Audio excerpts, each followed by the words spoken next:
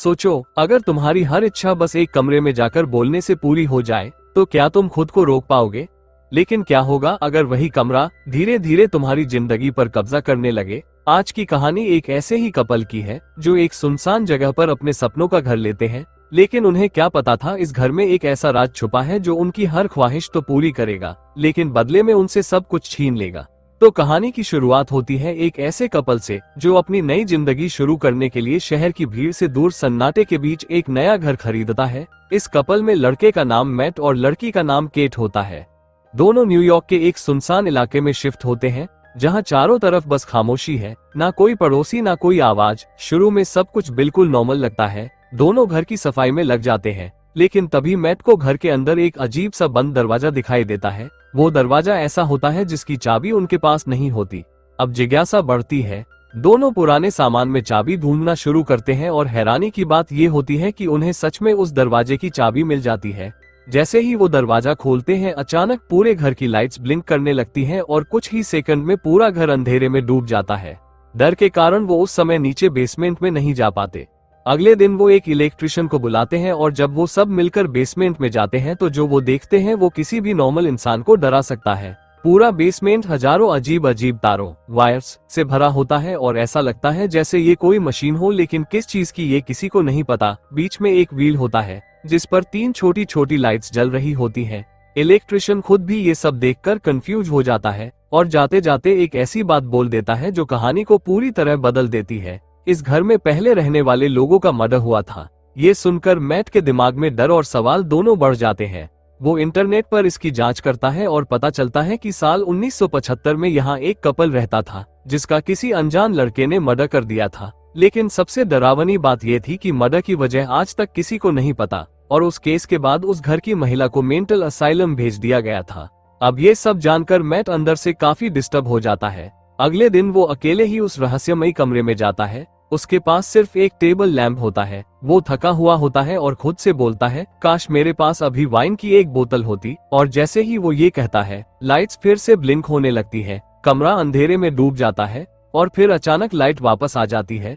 लेकिन इस बार मैट के सामने एक वाइन की बोतल रखी होती है। वो पूरी तरह डर जाता है क्योंकि उसे समझ ही नहीं आता कि ये बोतल यहाँ आई कैसे। अगली सुबह केट उस कमरे में जाती है और जैसे ही वो अंदर पहुँचती है वो देखती है कि कमरे में बहुत सारा कीमती सामान पड़ा हुआ है। वो हैरान रह जाती है। तभी मैट उसे एक चौंकाने वाली बात बताता है, ये एक नॉर्मल रूम नहीं है, ये एक विशिंग रूम है। यहाँ जो भी इच्छा मांगोगे वो पूरी हो जाएगी। पहले तो केट को यकीन नहीं होता, लेकिन फिर वो ट्राई करती है। वो कहती है, मुझे पैसे चाहिए। और जैसे ही वो ये बोलती है फिर से लाइट्स ब्लिंक होती हैं और अगले ही पल पूरा कमरा पैसों से भर जाता है। अब उन्हें समझ आ जाता है कि ये कमरा उनकी हर इच्छा पूरी कर सकता है, लेकिन उन्हें अभी तक ये नहीं पता होता कि हर इच्छा की एक कीमत भी होती है। अब जब मैट और केट को इस विशिंग रूम की असली ताकत समझ आ जाती है तो वो धीरे धीरे अपनी नॉर्मल जिंदगी से दूर होते चले जाते हैं।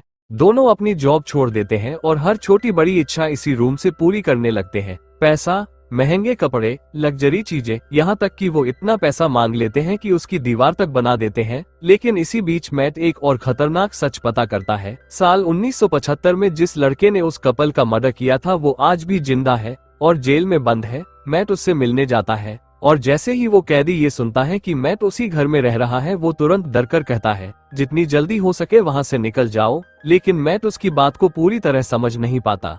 अब कहानी में आता है सबसे बड़ा मोड़। एक दिन मैट केट से कहता है, हम एक बार फिर बच्चा प्लान करते हैं। ये सुनकर केट गुस्सा हो जाती है क्योंकि वो पहले ही 2 बार मिसकैरेज झेल चुकी होती है और वो दोबारा दर्द नहीं सहना चाहती। लेकिन इस बार उसके दिमाग में एक खतरनाक आइडिया आता है। वो सीधे उस रूम से एक बच्चे की इच्छा मांग लेती है और अगले ही पल उनके घर में एक नवजात बच्चा आ जाता है। जब मैट ये देखता है तो वो समझ जाता है कि ये सब उस रूम की वजह से हुआ है। वो केट पर गुस्सा करता है, तुम नहीं जानती इसका अंजाम क्या हो सकता है। उधर मैट उस कैदी की बातों को याद करता है और घर लौटते वक्त एक अजीब चीज नोटिस करता है। जब वो पेट्रोल भरवाने के बाद पैसे देने जाता है तो उसकी जेब में एक भी पैसा नहीं होता, जबकि उसके पास पहले बहुत पैसे थे। वो घबरा जाता है और घर लौटकर टेस्ट करता है। वो पैसे बाहर फेंकता है और जैसे ही पैसे घर से बाहर जाते हैं वो हवा में गायब हो जाते हैं। अब उसे समझ आता है इस घर की कोई भी चीज बाहर ले जाओ तो वो नष्ट हो जाती है। मैट को अब शक होने लगता है कि ये सब गलत है।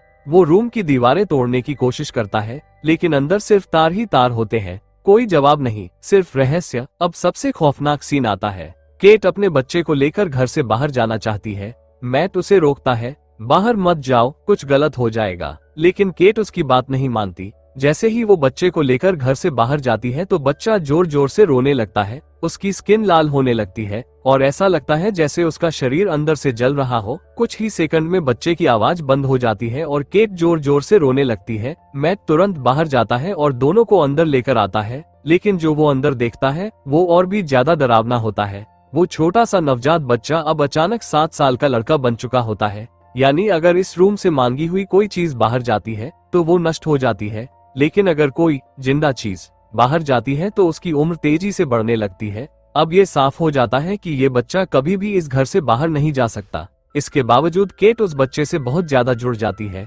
वो उसे अपना असली बच्चा मानने लगती है, लेकिन मैट के मन में अब डर बढ़ता जा रहा है, क्योंकि उसे लगने लगता है कि ये बच्चा नॉर्मल नहीं है और शायद ये रूम कुछ और ही चाहता है। अब धीरे धीरे इस परफेक्ट लाइफ की असली सच्चाई सामने आने लगती है। केट पूरा दिन उसी बच्चे के साथ बिताने लगती है। वो उसे अपना असली बेटा मान चुकी होती है, लेकिन मैट को वो बिल्कुल टाइम नहीं देती और यहीं से दोनों के बीच दूरियां बढ़ने लगती है। मैट अकेला अपने कमरे में रहने लगता है जहां सब कुछ ब्लैक एंड व्हाइट होता है, जबकि केट अपने बेटे की दुनिया में खो चुकी होती है। एक दिन बच्चा दरवाजा खोलकर बाहर जाने की कोशिश करता है। जैसे ही उसका हाथ बाहर जाता है, केट तुरंत दौड़कर आती है और उसका हाथ अंदर खींच लेती है और दरवाजा बंद कर देती है। फिर वो उसे समझाती है कि तुम बाहर नहीं जा सकते, तुम्हारी तबीयत ठीक नहीं है, बाहर बहुत सारे जर्म्स हैं। बच्चा चुप हो जाता है, लेकिन उसके दिमाग में सवाल बढ़ने लगते हैं। एक रात जब सब सो रहे होते हैं, बच्चा घर में घूमते घूमते उस विशिंग रूम तक पहुंच जाता है। वहां वो देखता है वही अजीब तारे और बीच में वो रहस्यमयी व्हील जिस पर 3 लाइट्स जल रही होती है। और यहीं उसे सब समझ आ जाता है। वो जान जाता है कि वो इस दुनिया में कैसे आया है और इस रूम की असली ताकत क्या है। अब चीजें और खतरनाक हो जाती है। बच्चा खुद उस रूम की पावर इस्तेमाल करता है और पूरे कमरे को बाहर की दुनिया जैसा बना देता है। अब वो बाहर नहीं जा सकता, लेकिन बाहर को अपने अंदर ले आता है। केट ये देखकर खुश हो जाती है और उसके साथ खेलने लगती है, लेकिन तभी मैट वहां आता है और वो गुस्से में बच्चे का हाथ पकड़ता है और उसे खींचकर उसके कमरे में बंद कर देता है। अब मैट और केट के बीच जोरदार लड़ाई होती है। मैट कहता है ये नॉर्मल बच्चा नहीं है, केट कहती है ये मेरा बेटा है। अगले दिन मैट को एक फोन आता है, वही कैदी जिसने 1975 में मर्डर किया था। अब वो पूरी सच्चाई बताता है। उस कपल ने भी एक बच्चे की विश मांगी थी और वो बच्चा मैं था। मैं कभी बाहर नहीं जा सकता था, लेकिन फिर एक दिन उस रूम ने मुझे बताया अगर मुझे असली दुनिया में जीना है तो मुझे उन्हें मारना होगा जिन्होंने मुझे इस दुनिया में लाया है, और मैंने उन्हें मार दिया। फिर वो सबसे खतरनाक बात बोलता है, अगर तुम्हारा बेटा केट को मार देगा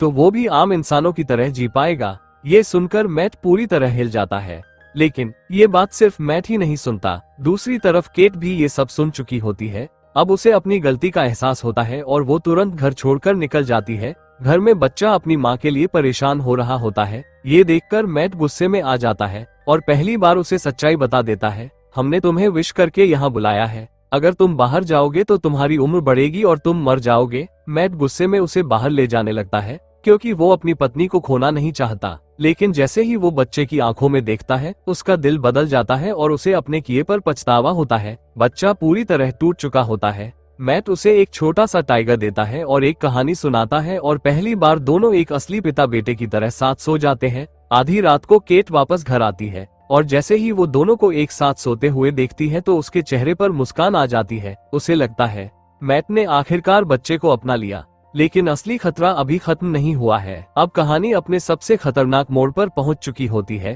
केट मैट के पास आती है, दोनों के बीच फिर से नजदीकियां बढ़ने लगती है, लेकिन दरवाजे के बाहर वो बच्चा खड़ा होता है और ये सब देख रहा होता है। यहीं से उसके दिल में केट के लिए अजीब सी फीलिंग्स पैदा होने लगती है। अगले दिन बच्चा जानबूझकर घर से बाहर चला जाता है और जब वो वापस आता है तो वो अब एक जवान लड़का बन चुका होता है। मैट और केट ये देखकर पूरी तरह शॉक हो जाते हैं। अब वो लड़का मैट को घूरने लगता है और दोनों के बीच भयंकर लड़ाई शुरू हो जाती है। हाथापाई इतनी बढ़ जाती है कि केट बीच में ही बेहोश हो जाती है। जब केट को होश आता है तो उसके सामने मैट खड़ा होता है और वो बताता है कि उस लड़के के साथ मेरी लड़ाई हुई और वो मर गया। केट ये सुनकर टूट जाती है। कुछ दिन बीतते हैं। केट अब पूरी तरह डिप्रेशन में चली जाती है। वो इस घर में नहीं रहना चाहती। वो मैट से कहती है, हमें ये घर छोड़ देना चाहिए, लेकिन मैट अब बदल चुका होता है। वो कहता है, हम यहीं रहेंगे, यहाँ हमारे पास सब कुछ है, अब केट को थोड़ा शक होने लगता है और फिर सच्चाई सामने आती है। मैट केट के करीब आने की कोशिश करता है, लेकिन उसका व्यवहार अजीब होता है। केट उसे धक्का देती है और तभी उसे समझ आता है कि ये मैट नहीं है, ये वही बच्चा है जिसने अपनी पावर से मैट का रूप ले लिया है। केट डरकर भागती है और बेहोश हो जाती है। उधर असली मैट होश में आता है। वो पूरे घर में केट और उस बच्चे को ढूंढता है, लेकिन कोई नहीं मिलता। दरवाजे बंद होते हैं। वो किसी तरह दीवार तोड़कर बाहर निकलता है और फिर जो वो देखता है वो दिमाग हिला देने वाला होता है। उसके सामने भी बिल्कुल वैसा ही एक और घर होता है। एक डुप्लीकेट, असल में उस बच्चे ने पूरे घर की एक और कॉपी बना दी होती है। अब सब कुछ भ्रम बन चुका होता है। मैट किसी तरह उस डुप्लीकेट घर के अंदर जाता है। वहाँ उसे अपना ही एक और रूप दिखता है, यानी नकली मैट। केट भी ये देखकर कंफ्यूज हो जाती है। तभी वो बच्चे को उसके नाम से बुलाती है और नकली मैट जवाब दे देता है। अब केट समझ जाती है यही वो बच्चा है। वो उसे सीढ़ियों से धक्का देती है और मैट के साथ भागने लगती है, लेकिन बच्चा अपनी शक्तियों से घर का रास्ता बदल देता है, जिससे कि दरवाजे रास्ते सब बदल जाते हैं। उन्हें बाहर जाने का रास्ता नहीं मिलता। किसी तरह दोनों बाहर निकलते हैं, लेकिन बच्चा भी उनका पीछा करता हुआ बाहर आ जाता है। और तब सबसे बड़ा ट्विस्ट सामने आता है। वो बाहर असल में बाहर नहीं होता, वो भी घर का ही हिस्सा होता है जो बाहर जैसा दिखता है। आखिरकार मैट और केट अपने असली घर में पहुंच जाते हैं। बच्चा भी उनके सामने आ जाता है और फिर वो मैट पर हमला करता है, लेकिन इस बार मैट उसे पकड़ लेता है और उसे लेकर घर के बाहर कूद जाता है। केट तुरंत दरवाजा बंद कर देती है। अब वो बच्चा अंदर नहीं आ सकता और जैसे ही वो बाहर रहता है उसकी उम्र तेजी से बढ़ने लगती है और आखिरकार उसकी मृत्यु हो जाती है। अब इस घर में इतना कुछ हो चुका होता है कि मैट और केट यहाँ एक पल भी नहीं रहना चाहते। वो इस घर को हमेशा के लिए छोड़ देते हैं और इसी के साथ ये मूवी भी यहीं पर खत्म हो जाती है।